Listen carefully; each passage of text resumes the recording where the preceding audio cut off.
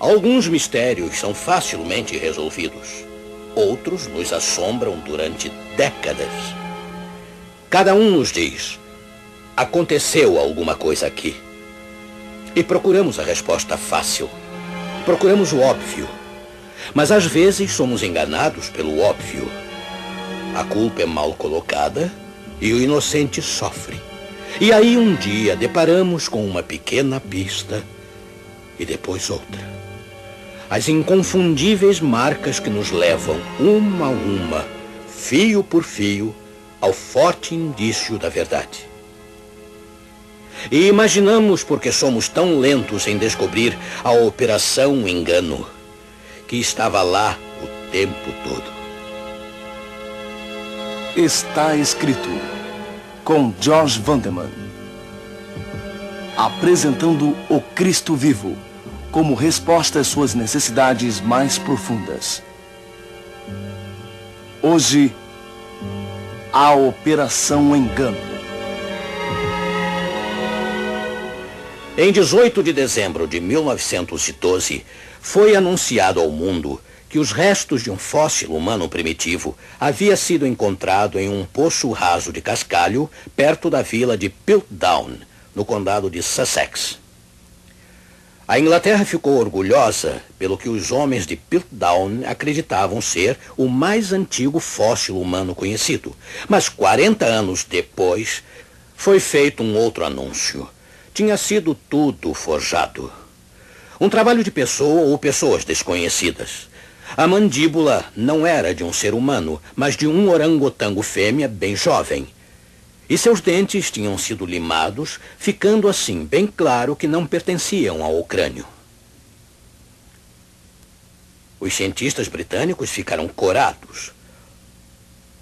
Charles Dawson, o descobridor, tornou-se o principal suspeito. E como ele havia falecido 37 anos antes, um monumento a ele foi discretamente removido. Através dos anos, vários outros foram mencionados como possíveis suspeitos. Mas Dawson continuou como principal. Mas houve um outro que andou lá em Piltdown durante as escavações. Era um médico aposentado que conhecia bem a anatomia humana. Ele era químico e muito interessado em geologia e arqueologia. E era um ávido colecionador de fósseis. Mais do que isso, ele gostava de uma boa farsa. Gostava de aventuras. Era um excelente escritor e sabia manipular as tramas mais complexas. E não era difícil encontrar um motivo, pois ele tinha uma rixa contra o sistema científico britânico. Quem era ele? Nada além do criador de Sherlock Holmes, Sir Arthur Conan Doyle. Sabe, Doyle morava a apenas 10 quilômetros do local das escavações. E parece que ele as visitou abertamente em 1912. Ali estava um médico não mais clinicando, a essa altura desfrutando as recompensas de um autor bem-sucedido. Ele gostava muito de caminhar, acostumado a percorrer grandes distâncias. Não há dúvida de que ele visitava com frequência aquele lugar relativamente pouco vigiado, passando perto dele e dando uma olhadinha para observar o andamento. Tudo o que ele tinha a fazer era observar os escavadores. A tarefa mais difícil, é claro, seria idealizar uma criatura convincente. Manchando-a para a cor combinar com a cor do cascalho, cercá-la com os restos apropriados de fósseis e implementos. Tudo isso ele tinha toda a possibilidade de conseguir. Como pôde ele ter conseguido a mandíbula de um orangotango? De um antigo vizinho que tinha voltado recentemente da península de Malawi, onde seu irmão era diretor dos museus de Malawi. E um desses museus acabara de comprar a maior coleção de espécimes animais de Bornéu. Os orangotangos vivem somente em Bornéu e Sumatra. Mas como poderia Doyle saber afilar os dentes e torná-los parecidos com dentes humanos? Bem, no início, como médico clínico, ele morou em uma casa que antes havia sido ocupada por um dentista.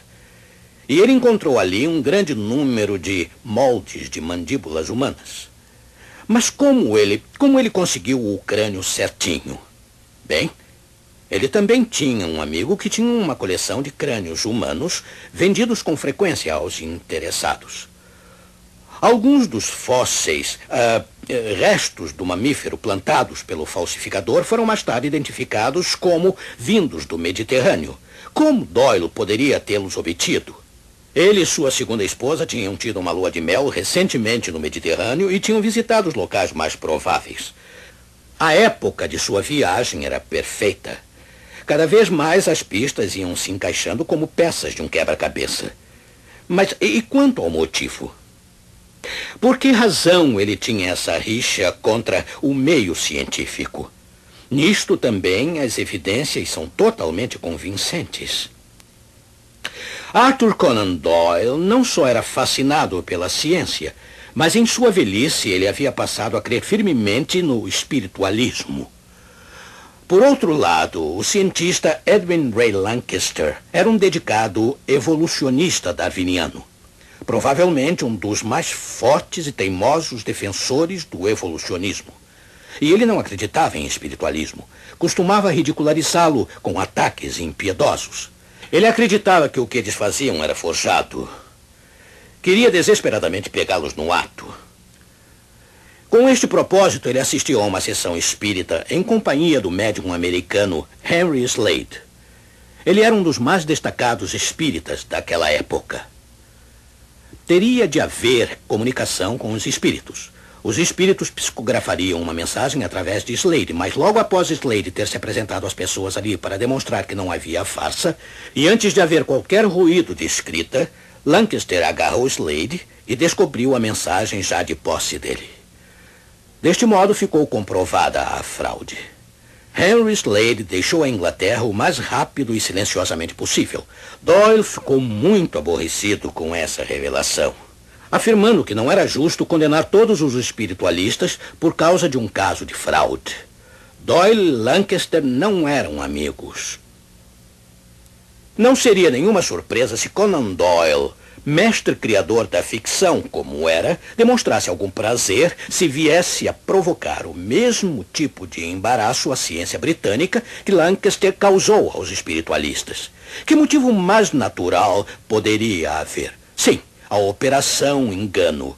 O elo que ligava Conan Doyle ao homem de Piltdown era muito, muito forte. Mas, meu amigo, existem outros elos, outros laços, outras conexões que temos que explorar hoje. Alguns muito interessantes e alguns muito importantes. Elos ligando dois opostos muitas vezes antagônicos entre si. A evolução e o espiritualismo. Um se considera a si mesmo ciência e o outro se considera anticientífico. Nos dias de Arthur Conan Doyle, a teoria da evolução tinha conseguido, mais do que tudo, destruir a fé na Bíblia e no próprio Deus. Mas isso deixou homens e mulheres à deriva no mar da chance, sem futuro, sem esperança. Para onde então eles se voltaram? Voltaram-se aos milhares para o mundo espírita, para as sessões, para os fenômenos psíquicos, num esforço para substituir o que haviam perdido. Mas existe uma barreira muito forte entre a evolução e o espiritismo, pois ambos vêm dos primórdios deste mundo. Encontramos lá o início do espiritismo e suas promessas. Encontramos no registro dos primeiros judeus um fenômeno psíquico para atrair a audiência.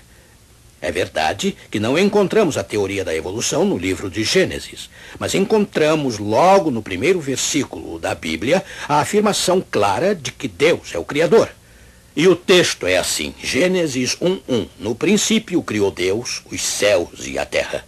Esta é uma afirmação simples, que a teoria da evolução se recusa a crer. Lança um desafio ao poder criador de Deus e o substitui por uma teoria humana sobre o início da vida neste planeta. Este é o âmago da destruição dos evolucionistas. Você já notou que o grupo dos incrédulos da Bíblia está em geral preocupado com os primeiros capítulos de Gênesis? Você pode ver como a evolução está ligada a este livro como um desafio aberto à credibilidade de Deus. No caso do Espiritismo, encontramos seu começo na própria história da queda do homem, registrada no 3º capítulo da Bíblia. E lá Deus é abertamente desafiado em não ter dito a verdade. Ora, eu sei que a história da queda do homem é amplamente considerada como uma espécie de folclore. Um divertido folclore, é claro. Se você perguntar a alguém quem comeu a maçã, você vai obter a resposta Eva. Mas o fato de não haver nenhuma menção de maçã na história de Gênesis é uma indicação de que pouca atenção temos dado ao que aconteceu lá. Ora, eu pergunto a você, será que Gênesis 3 não é nenhum folclore? Antes do primeiro espocar dos canhões cósmicos de uma guerra contínua e em escalada, Gênesis explica todas as coisas estranhas que estão acontecendo hoje. Imagine, se quiser, o impossível. Imagine, se quiser, que você era um repórter cósmico, designado para cobrir a criação do planeta Terra, para ser uma testemunha ocular de tudo. Seria uma semana empolgante acompanhar o Criador e uma comitiva de anjos à medida que eles se movessem pelas estrelas nos corredores espaciais com galáxias e sóis brilhantes por todos os lados. E as harpas dos anjos tocando nas alturas. Aí você alcançaria um local solitário na borda do universo de Deus. Você o veria saindo do vazio e pronunciando palavras cheias de todo o poder do infinito. O trovão em sua voz ressoando até mundos distantes. E de repente ali estava. Um instante, onde antes não havia nada, surge um planeta das mãos do Criador, girando numa órbita perfeita. E você assistindo uma semana espetacular, além das palavras. Se você usasse os melhores adjetivos, nem se aproximaria da realidade. Aí, numa tarde de sexta-feira, vinha a obra-prima da criação de Deus, feita à sua imagem, Adão e Eva. Você se alegraria por receber permissão de continuar cobrindo os acontecimentos, mas tal perspectiva não era de todo brilhante, pois você sabia que nem tudo estava certo no universo de Deus. Um dos anjos mais privilegiados de Deus, aquele chamado Lúcifer, ficou insatisfeito por nada. Parece que sua própria beleza o convenceu de que ele precisava ter o lugar de Deus.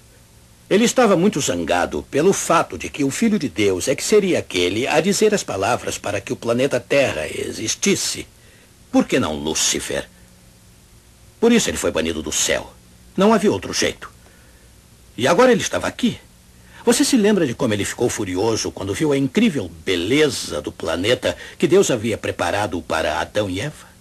Você o ouviu praguejando contra Deus e planejando tornar este planeta o QG de sua rebelião? O problema é que Deus tinha criado Adão e Eva com o poder de escolha. Ele não queria que suas criaturas fossem robôs. Assim, esse par feliz poderia se rebelar. Poderia acontecer. Isso seria uma tragédia. Você ouviu Deus falando com Adão. Você tomou notas. Ele disse mais ou menos isto. Adão, eu lhe dei o poder de escolher. Você não é um robô. Coloquei diante de você a vida e a morte. E espero que você seja responsável pela escolha que fizer. Espero que você escolha a vida, mas a decisão é sua.